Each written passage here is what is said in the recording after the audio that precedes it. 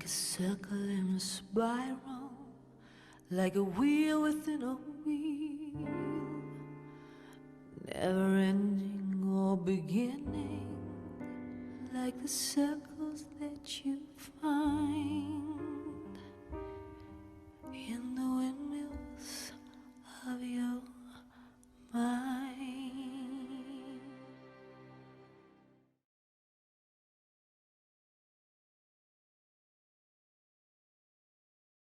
Visit StogieGeeks.com/Debonaire for a list of retailers who carry Debonaire cigars.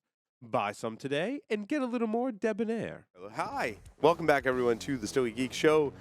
This is our Debonaire Ideal segment for this evening. I'm Paul Asadorian, and joined on the lines via Skype is Mr. Will Cooper. Welcome, Will.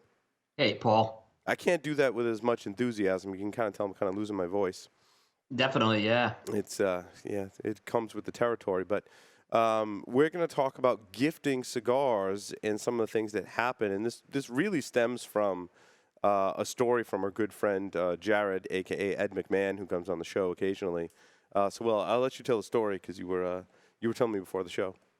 Yeah, so I'll Casey, I haven't talked to Jared directly on this, but he was on social media and posted an interesting story. He was up in Buffalo, New York earlier this week, and he was outside a hotel, and I guess he was smoking, but he met someone, and he gave them one of his cigars. And Jared, I think folks know he's a rep for Christoph. He gave someone the Christoph. The guy was very appreciative, and turns out the guy then turns back to him and says, "Hey, how would you like to be a VIP guest with Donald Trump at a rally he was holding that evening?" And Jared was a little suspicious at first, but he kind of said, "What the heck?" And it actually turned out that the guy was one of the campaign managers for Donald Trump, and Jared actually got to go to the rally, and there's some incredible pictures on his Facebook page. He's got selfies with Donald Trump on his Facebook page, just all stemming from the fact that he gave a complete stranger a cigar out of the kindness of his heart. Well, now he had no idea who this guy was. We're not trying to get political here, so let's this is. But it was when I read that story, I said that's the Debonaire ideal in action to a T. I mean, that's what we talk about with the Debonaire ideal, is how these cigars lead to these conduits for other things that happen. And it was just a great example of it when I read it this week. Absolutely. So I thought it was a really good thing to kind of look at some of those scenarios that we've had when we've given someone a cigar, and maybe it's led to some interesting things. Yeah, you know, it's interesting. I have a similar story that I've shared on the show before, and I'll share it again really, really quickly. I was at a security conference, and there's a charity called Hackers for Charity. They do a lot of great charity work, and basically we're born from the security hacking community. And at hacker conferences, they do auctions, and all of the proceeds from the auction go to benefit the charity. So people will donate items to the auction, and you'll bid on them, and the charity gets 100% of those proceeds, which is great. It's a great way to raise money for a good cause. It's a fun thing to do at an event. It's funny. One of my friends in the industry is actually like the host of the auction, and he's got this great booming voice, right? I associate that with the auction. Well, one of these auctions at a conference in Las Vegas, many of you may know DEF CON is the largest hacker conference in the world, and someone had donated some boxes of cigars. I don't even remember what the cigars were. It's kind of not important to the story, right? So everyone turns to me, because a lot of my friends were involved in running the auction and standing there in the audience, egging me on to donate in money and buy the box of cigars. And I'm like, that's fine. So I bought the cigar, and no one else was really bidding on the cigars. Will, it was really just me, and so I got this whole box of cigars, probably less than what they're really worth. Right? I think it was like $50. I got a box of cigars. And I'm like, that's not enough money for the charity. So what I did was, when I was out that evening, commiserating with people, hanging out with my friends, visiting various parties as we do at DEF CON, I brought all the cigars with me. And I said, look, I bought this on the auction for Hackers for Charity. I'm not going to keep any of the money, but you give me whatever you want to get for a donation for these cigars, and I'll in turn give that money to the charity tomorrow morning when I see them. So I basically sold all of the cigars based on donations. Some people just gave me donations and didn't even take a cigar. So I was like acting as like an agent but all in the vein of cigars. So, I show up the next morning and I give my friend Johnny, who runs the charity, a couple $100 cash. And I'm like, that's from the cigars, So that was, people who wanted to enjoy a cigar, but it got tied into a charity and ended up being kind of a good thing.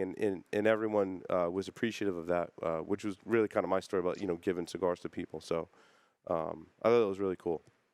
Yeah, no, that's a great story. I mean, you just, we often take it on the chin in the cigar industry, but there's a lot of good charitable stuff that goes on that people, I think, sometimes gets forgotten about too. Right.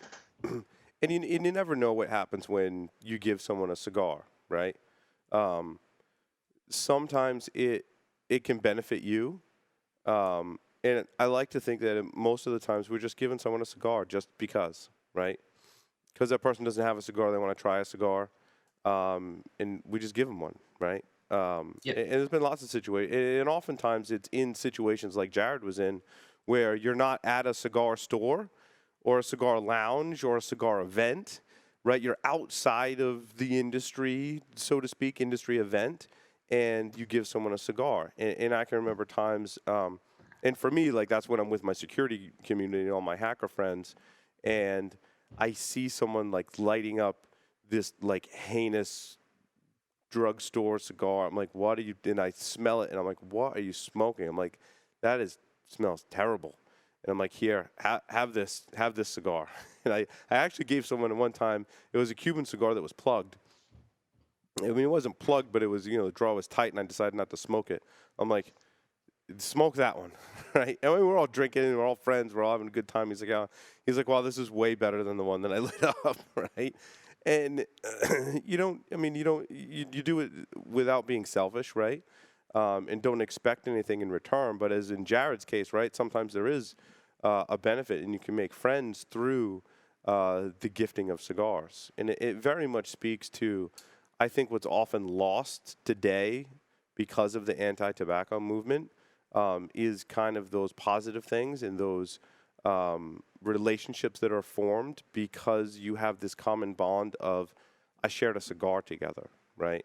And and again, a lot of that happens outside. A lot of this, for me, happens when I'm with my security community and my friends, and we realize, we all share the common bond that we're hackers and we do security for a living, but we also enjoy cigars, and you form camaraderies like that by giving people cigars, maybe giving something outside of their norm, or sharing special cigars, or cigars that are, like for me, it's interesting to give Paul Joyle cigars, right? The Grotto series cigars to people and say, hey, this is a friend of mine. He's got a shop in the little state called Rhode Island, right?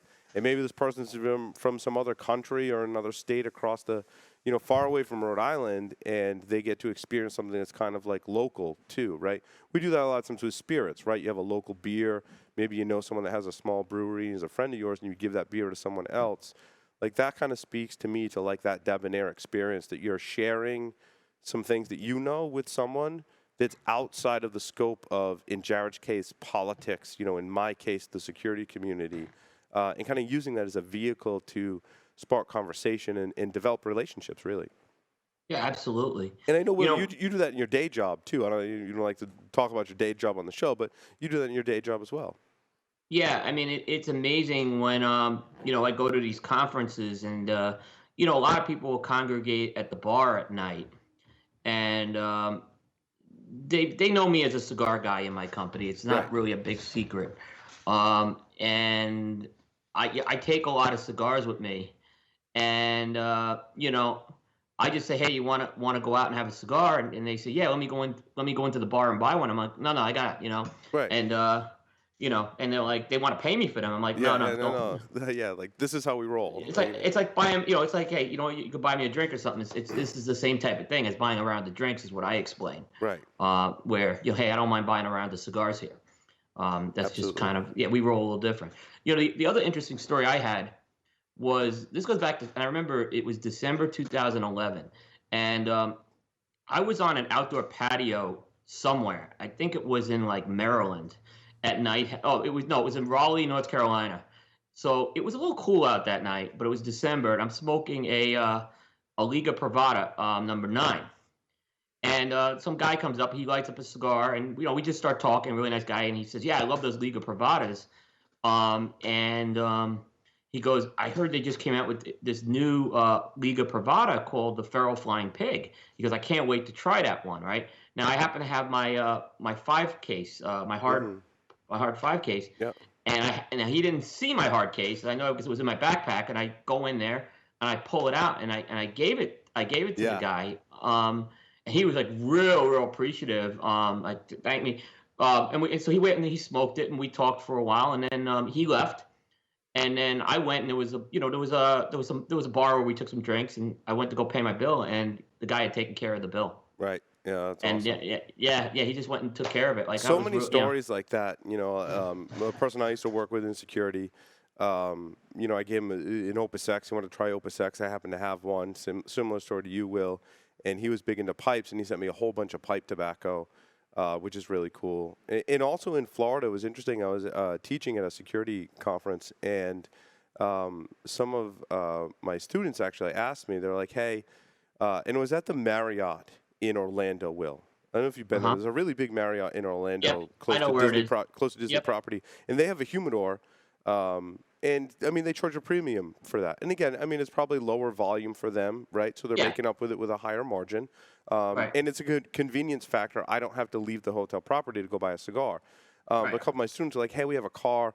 We're going to buy cigars here at the hotel, but they're really expensive. And I'm like, yeah, no, if you guys have a car, I'm like, don't do that. I'm like, go to Corona Cigar and go shopping there. Like, here's where it is. And I show them, like, this is a really great retail shop. You give them a kind of a shout out, right?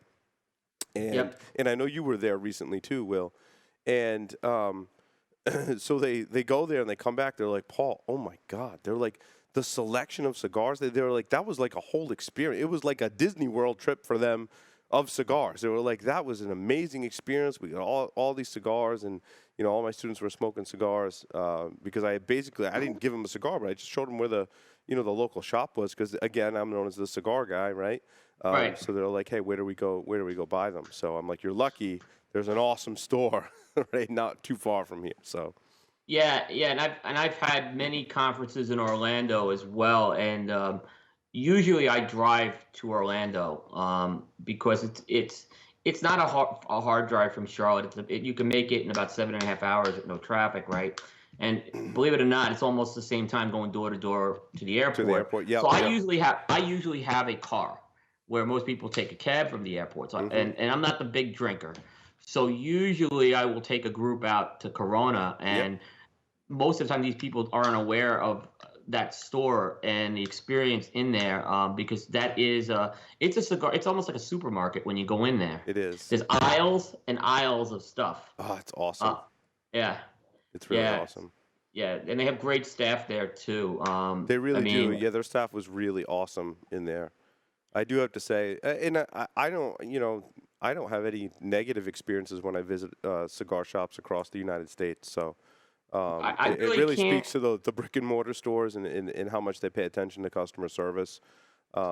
They're all just really awesome people who work in there, especially in the places like Corona, where they get a lot of people who are traveling through too. I think they're really sensitive to that. They know they have one chance to make a good impression.